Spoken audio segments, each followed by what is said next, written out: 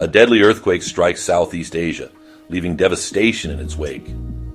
Over 140 people have lost their lives, and rescue operations are struggling against time. This catastrophe highlights the significant planetary shifts we're experiencing. Stay connected to your inner guidance.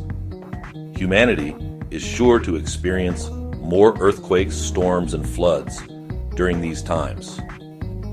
Like, share, and subscribe for more updates.